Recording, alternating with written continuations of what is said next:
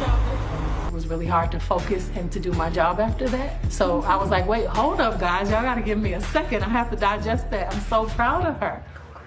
Oh, mommy. Somebody wants to join.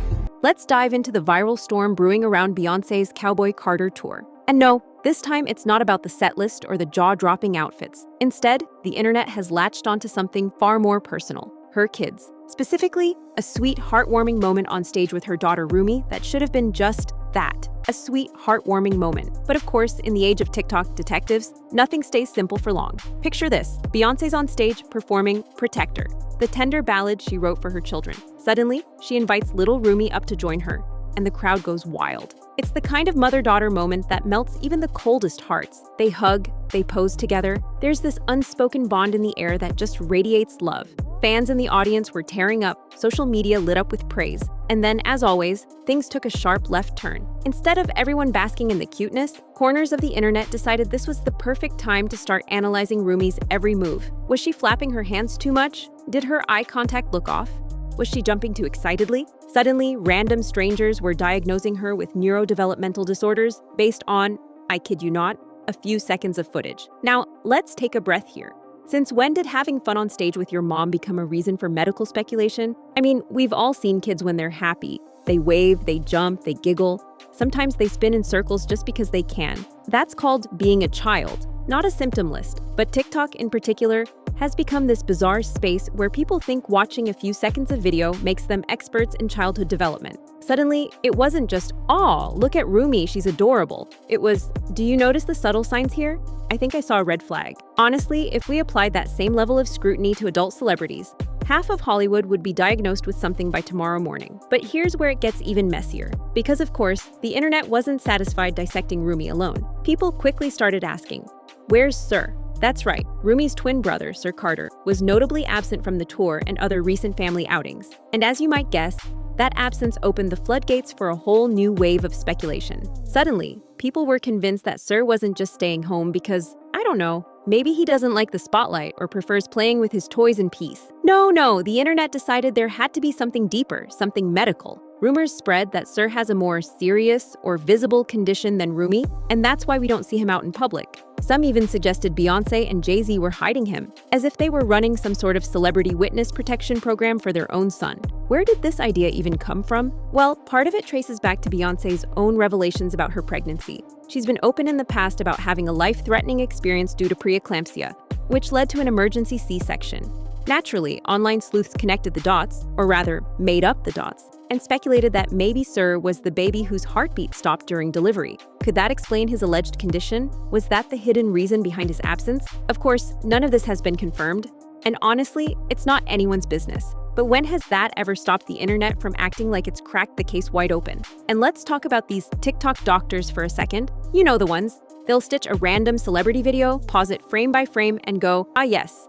You see this subtle movement here? Classic textbook case. Meanwhile, real doctors everywhere are probably screaming into their coffee mugs. It's one thing to raise awareness for disabilities or neurodivergence in general. That's important. But diagnosing a child you've never met based on a 2-second clip of them waving on stage? That's not advocacy, that's just being nosy. Still, the narrative has taken on a life of its own. There's a growing belief online that Rumi might have a mild condition, but Sir's is more severe. People have even compiled their own little dossiers of evidence.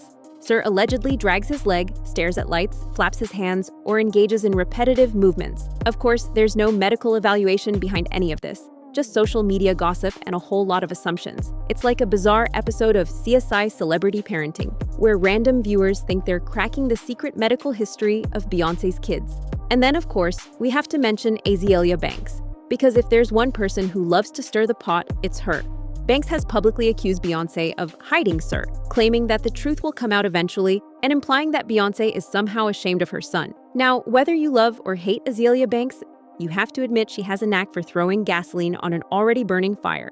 Her comments gave even more people reason to believe something shady was going on. And before you knew it, the idea of Sir's hidden disability became a full-blown internet conspiracy theory. And let's not forget the amateur lyric detectives. Some fans have gone deep diving into Beyonce's songs, looking for secret clues about her twins' struggles. Take My Rose, for example. Lyrics about thorns, flaws, and hope have been interpreted as subtle messages about raising a child with disabilities. Is there any actual confirmation of that? Nope. But that hasn't stopped fans from playing connect the dots with Beyonce's music, convinced they're unlocking hidden truths that no one else can see. Here's the thing though, when you zoom out, a lot of these theories start to look a bit, well, ridiculous.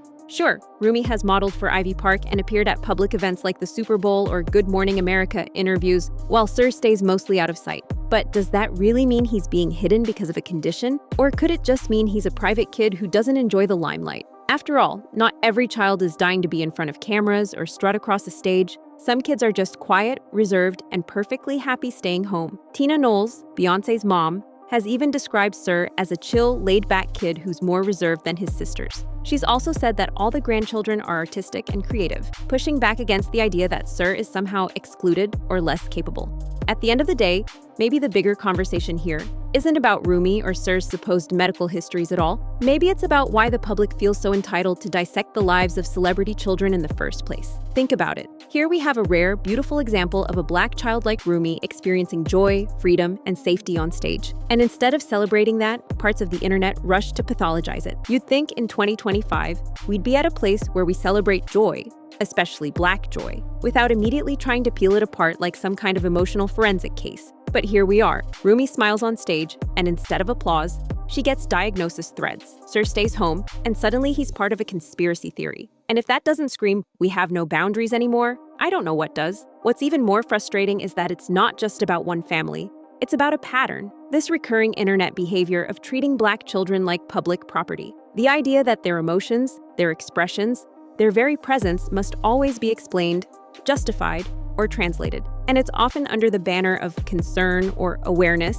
But let's be honest, most of the time, it's just people being nosy. Wrapped in moral language, sure, but still nosy. Like that neighbor who says they're just worried about your garden, but really just wants to judge your weeds. And let's take a step back and think about this from Beyonce's perspective. She's one of the most powerful, private, and calculated celebrities in the world. She doesn't sneeze in public without thinking 3 steps ahead. So if she wanted to hide something, if there truly was a condition or diagnosis that she didn't want the world to know, trust and believe, we wouldn't even be having this conversation. The fact that she's allowed small glimpses of her children, like Rumi on stage or family photos, probably says more about her trust in the moment than some grand cover-up plot. It's Beyonce, not an episode of Scandal. And we also have to ask, why is privacy suddenly seen as suspicious? When a celebrity doesn't share something, especially about their kids, why do we immediately assume it's because there's something wrong? What happened to just letting people parent in peace? Sir might just be a kid who doesn't like cameras, or crowds, or loud concerts. You know, normal stuff. Not every child wants to be part of the family's public brand.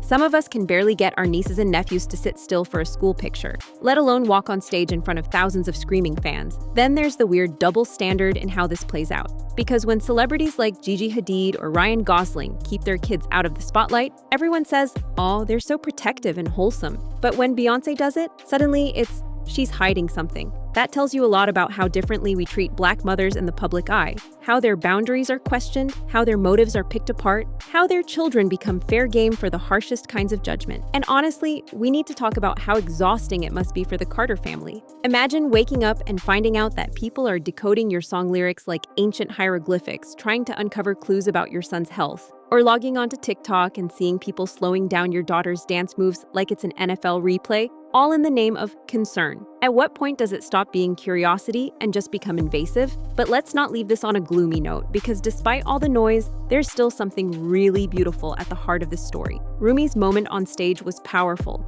It was healing. It was a rare and precious image of a young Black girl standing in her light with confidence, surrounded by love.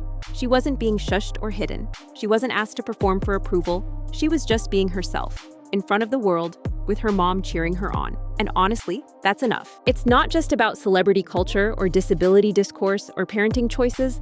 It's about letting Black children exist without being a spectacle, about giving them the same grace, curiosity, and privacy we extend to others. It's about recognizing that a giggle or a dance move doesn't need a clinical label slapped onto it, just because it doesn't fit someone's idea of what normal looks like. It's about making space for joy, even if that joy doesn't come in the neat little package the internet expects. And hey, while we're at it, maybe we should all take a break from being medical detectives online. Let the doctors diagnose, let the parents parent, and let the kids be kids. Shocking idea, I know. Also, Let's not ignore the irony here. The same people spending hours breaking down Rumi's body language like it's an FBI interrogation tape, these are the same folks who ignore their own cousin's weird Facebook posts, or their coworker who hums at their desk for 7 hours straight. Maybe redirect some of that energy. You know, at the end of the day, Beyonce owes us nothing when it comes to her children. She doesn't need to issue a press release explaining Sir's absence. She doesn't have to clarify what Rumi's hand gestures mean. So the next time you see a video of Rumi dancing or smiling or having a moment with her mom, maybe don't squint so hard looking for what's off. Maybe just smile back, clap, enjoy the song, and let the kid live. Because in a world that's constantly trying to tear down or dissect anything pure, maybe the most radical thing we can do is to just shut our mouths. And if Sir Carter wants to stay behind the scenes, cool. That's his right. He's not a mascot or a mystery to be solved. He's just a kid. And if Beyonce decides to drop a lyric that might be about her twins or might just be a metaphor, guess what? That's also her right. Not everything needs to be cracked like the Da Vinci Code. What do you think? Did the internet go too far? Share your thoughts in the comment section down below, and make sure to like, subscribe, and hit that notification bell so you don't miss the next one.